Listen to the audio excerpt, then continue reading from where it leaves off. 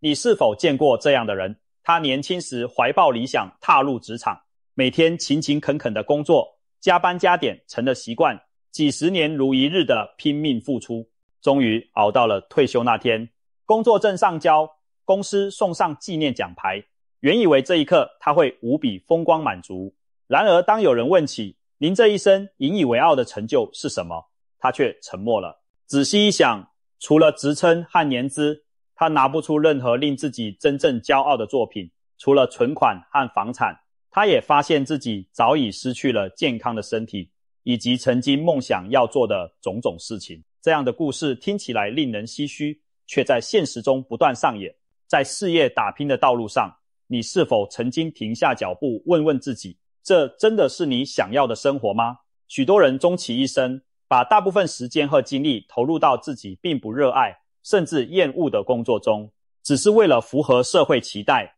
或者换取一份安稳的收入。然而，这样的努力究竟换来了什么？太多人一路拼搏到退休的年纪，却发现除了疲惫和空虚，并没有真正的成就感。前台积电的高阶主管郝旭烈，也就是大家熟悉的郝哥，他用自己的人生经历告诉了我们一个振聋发聩的道理。这个道理是什么呢？最可怕的事情不是失败，而是人竟然能把自己讨厌的事当成一辈子的志业。换句话说，比起梦想无法实现，更可怕的是我们居然有能力忍受做着不喜欢的事情，并日复一日地坚持一辈子。这番话听起来刺耳，却一语道破了许多现代人生活与职涯中的隐痛。根据国际职场调查统计，全球只有不到2%的上班族对自己的工作充满热情。换言之，大多数人每天从事的并非自己真正热爱的职业。许多人之所以常年困在自己并不热爱的工作里，归根究底，往往是因为舒适圈的束缚与对未知的恐惧在作祟。一开始也许他们心里明白这不是理想选择，但会对自己说再忍耐一下，之后就会好了。于是每天安慰自己撑下去，希望有朝一日熬出头。然而日子一天天过去，薪水渐渐提高，职称也年年晋升，看似一切在往好的方向发展，但内心的空洞却与日俱增。这时候人反而更不敢轻举妄动，因为待得越久，积累的物质回报越多，就越舍不得放手这一切。黄金手铐这个说法形象地描述了这种处境。高薪和稳定像一副金光闪闪的手铐，牢牢锁住了人对自由与理想的向往。除此之外，社会和家庭的期待也在无形中给我们套上了枷锁。也许当初我们选择某份职业，是因为父母师长的建议或社会舆论告诉我们这是个有前途的行业。即便做得不开心，我们也不好意思中途退出，生怕被贴上不务正业的标签。在外人眼中，我们的坚持是负责任、有毅力的表现，但只有自己知道，这种坚持其实更多源自于不甘心和不知所措。我们不甘心前期投入的时间和努力就此浪费，也不知道离开后能做什么，会不会更糟。因此宁可强迫自己继续留在原地，把当初的一份权宜之计误当成终身的归宿。值得注意的是，工作与志业本质上有着天壤之别。工作往往只是为了生计和报酬，而志业则是让你发自内心投入，愿意倾注热情与创意去经营的事业。可惜很多人在现实中把两者混为一谈，他们或许在某个职位上做出了成绩，获得了认可，就以为这必然是自己应该走一辈子的路。但如果这条路并未让你感到充实快乐，那它充其量只是养家糊口的工作，而称不上人生的志业。真正的志业应该能够赋予你意义感与成就感，让你感觉自己的时间和生命都用在了有价值的地方。如果每天早晨想到要去面对的事业令你满心期待，充满干劲，那10之8九是找对方向了。反之，如果每天醒来都觉得沉重抗拒，只剩责任心在强行支撑，那就需要警惕自己是否正走在一条偏离初心的道路上。毕竟只有发自热爱的事业，才能让人源源不绝地投入精力和创造力。一个人若能全心追求自己热爱的方向，往往更有可能创造出傲人的成果。反之，强迫自己在不喜欢的领域死撑，既痛苦，成绩也常常止步不前。回头想想，我们究竟是什么时候开始对生活妥协的？很多人并非没有梦想与热情，而是在现实的磨砺下逐渐把它们封存了起来。年复一年下来，我们甚至忘记了曾经渴望什么，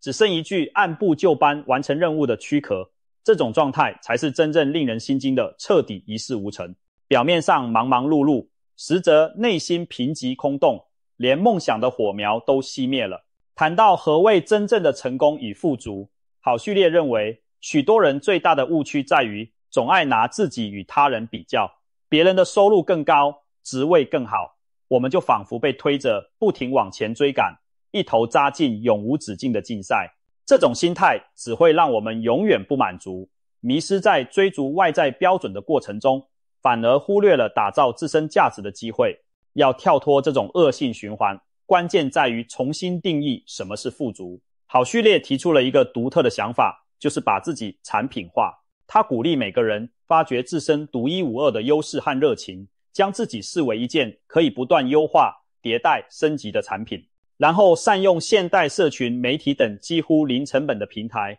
将这份价值放大，传递给更多需要的人。在他的观点中，时间与注意力才是当今最稀缺而宝贵的资源，比金钱更重要。我们应当把有限的时间和精力投入到那些能创造长期价值的事物上，而不是浪费在追逐短暂、虚荣或无谓的比较中。他提醒我们，不要为了想象中的明天而牺牲真实的今天，因为未来从来不会真的到来，我们拥有的其实只有此刻。如果总是告诉自己再忍耐一下，未来就会更好，那么很可能所谓的未来始终不会如期而至，反倒让我们把宝贵的青春都耗在等待中。有一则广为流传的故事，很好地说明了这种心态的荒谬。从前有一位渔夫，每天只捕几个小时鱼，余下的时间便陪伴家人、晒太阳、休息，悠然自得。一位富商看到后，便建议渔夫努力捕更多鱼，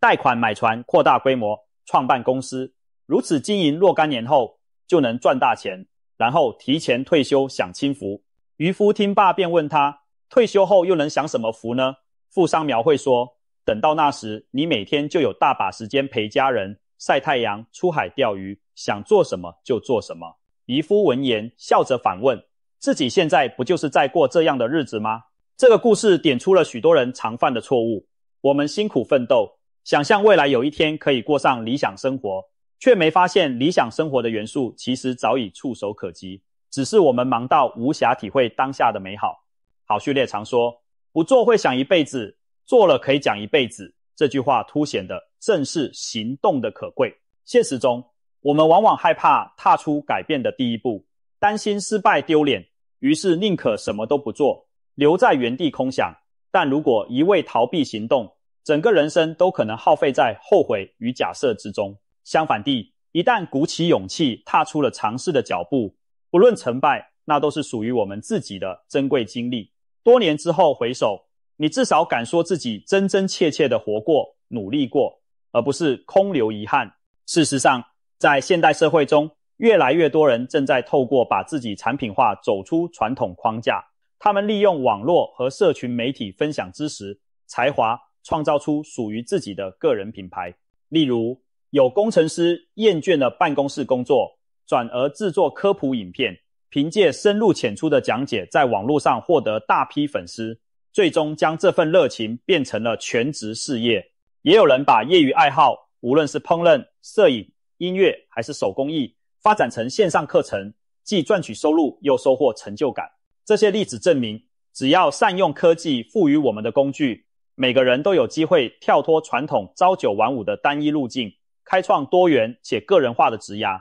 然而，产品化自己并非鼓励大家都辞职去当网红或创业者，而是提醒我们学会经营自己的时间和才能，把精力用在刀刃上。在资讯爆炸的时代，我们更要谨慎筛选投入的方向。正如郝旭烈所言，时间和注意力比金钱珍贵。我们每天都被无数事情分散精力，学会聚焦于长远有意义的目标，才能避免日后徒呼后悔。毕竟，金钱可以失而复得，但时间一去不返。如果把人生比作一次投资，我们每一天的选择都在决定这笔投资最终的收益是幸福还是遗憾。与其追逐外在的虚荣指标，不如静下心来思考，什么事情能让我内心充实，并且持续为之付出，也心甘情愿。当你找到答案，并愿意为此行动时，你就已经踏上实现真正富足的道路。令人庆幸的是，好序列最终觉醒并改变了人生方向，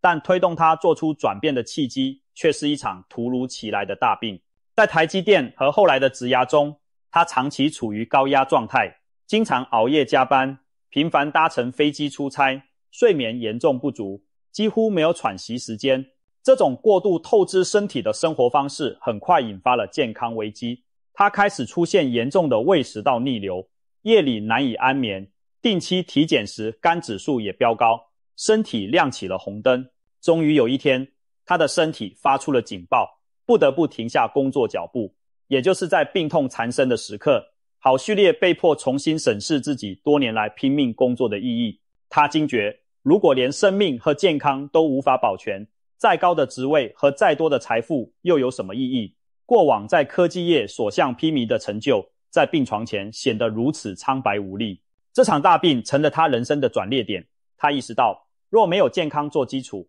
一切外在的成功终将化为零。在休养期间，他开始思考真正重要的是什么。他决定彻底调整自己的优先顺序，把健康视为自己此后最重要的志业来经营。他不再一味当工作狂，而是成了身心健康生活方式的积极实践者。规律作息，调整饮食，运动健身，亲身去实践那些过去因忙碌而忽略的生活要素。渐渐的，他找回了被繁忙工作掩盖许久的笑容与活力。更重要的是，他将自己的精力凝聚成了对他人的启发，成为自己理念的最佳代言人。好序列的蜕变故事提醒了我们，千万别等到身体垮掉时才追悔莫及。现实生活中，有太多人为了事业拼命透支健康，以为撑过这段忙碌就能换来未来的安逸，却忽视了健康一旦透支，可能再也无法恢复。我们的身体就像唯一的本钱，当你失去了它，过去引以为傲的一切将失去载体，再无意义。只有拥有健康，我们才有机会去追求梦想，享受成功。俗话说得好，留得青山在，不怕没柴烧。只要健康在，一切皆有可能。反之，如果拿自己的生命去和工作赌输了，那就再也没有重来的机会。在新闻报道中，我们不难找到惨痛的案例。某某科技公司的精英员工，年仅40多岁就因长期过劳猝逝，有人熬夜加班导致中风瘫痪，原本指望退休后享清福，却连活到退休都来不及。这些发人深省的故事无不提醒着我们，千万别拿自己的生命去和工作赌博。公司在你累垮时或许可以找到新人递补，但你的家人却无法找到另一个你。试想，如果有一天你倒下了，那些未处理完的专案，没有开完的会议，转瞬就会由他人接手，而真正对你牵肠挂肚的，只有亲友和爱你的人。除了身体健康，常年投入工作，也常常让人错失与家人共享天伦的机会。许多人在奋斗事业的黄金岁月里，错过了孩子的成长，忽略了对父母的尽孝。待回过神时，子女早已长大独立，父母也逐渐老去。曾有位企业家感叹，没有人会在临终前懊悔自己当年没多加几个班，但几乎所有人都会后悔没有多陪伴亲人。这句话点出了重心，真正让人悔恨的，往往不是事业未达到某个高度，而是因忙碌而错过的人生重要时刻。健康也好，亲情也罢，一旦错过就无法重来。所幸近年来，越来越多企业和个人开始重视工作与生活的平衡，不少公司推行定时下班、不加班日，倡导员工照顾好自己的健康与家庭。因为永续的企业需要的是健康有活力的员工，对个人而言，更要有意识地守住这条底线。工作可以再努力，身体却只有一副，赚再多钱，如果最后都拿去医院偿还健康债务，也是得不偿失。我们应该时时提醒自己，努力工作固然重要，但别忘了停下来归零充电，陪伴关心我们的人，享受生活中那些微小却美好的瞬间。如此，当我们真正功成名就时，回首才不会满是遗憾和空虚。在人生的旅途中，最遗憾的莫过于花费了一辈子的时间，却发现自己走错了方向。一些人在退休时猛然发现，自己虽然忙碌了数十年，却没有留下任何真正让自己自豪或心安的成就。这正应了拼到退休却一事无成的写照。而好序列的故事无疑为我们敲响了一记警钟。人最可怕的地方，就是能够习惯甚至执着于自己讨厌的生活方式，并错把它当成一生的志业。但庆幸的是，觉醒永远不嫌晚。我们完全可以在尚有时间时停下脚步，审视内心，勇敢承认自己的热爱与厌恶，然后做出改变。觉醒永远不嫌晚，也没有年龄限制。无论你现在是20几岁的青年，还是已经在职场打滚了20-30年的中年人，只要此刻幡然醒悟并决定行动，都不会太迟。现实中30多岁重新求学转行，是50岁离开舒适圈追梦的例子屡见不鲜。他们同样闯出了一片新天地。相比之下，那些因害怕改变而蹉跎岁月的人，才是最令人惋惜的。也许改变并不意味着立刻辞去工作远走高飞，它可以从小地方开始，像是给自己一段留白的时间，暂时跳脱日常的循环，去探索那些曾让你眼睛发亮的兴趣和梦想，培养副业或爱好，结交不同领域的朋友，学习新的技能。这些尝试都可能为你的人生带来全新的可能性。重要的是，你要愿意给自己的生活创造选择的空间，而不是被动接受现状。当然，踏出舒适圈需要勇气，改变航向也许伴随风险，但是与把一生困在自己不喜欢的道路上相比，这些短暂的不确定又算得了什么呢？真正值得畏惧的，并不是途中会遇到多少风浪，而是到了生命终点才发现自己一直浑浑噩噩，错过了人生最宝贵的风景。每个人都应该扪心自问，若干年后回望此生时，我希望看到的是一串随波逐流、麻木度日的岁月，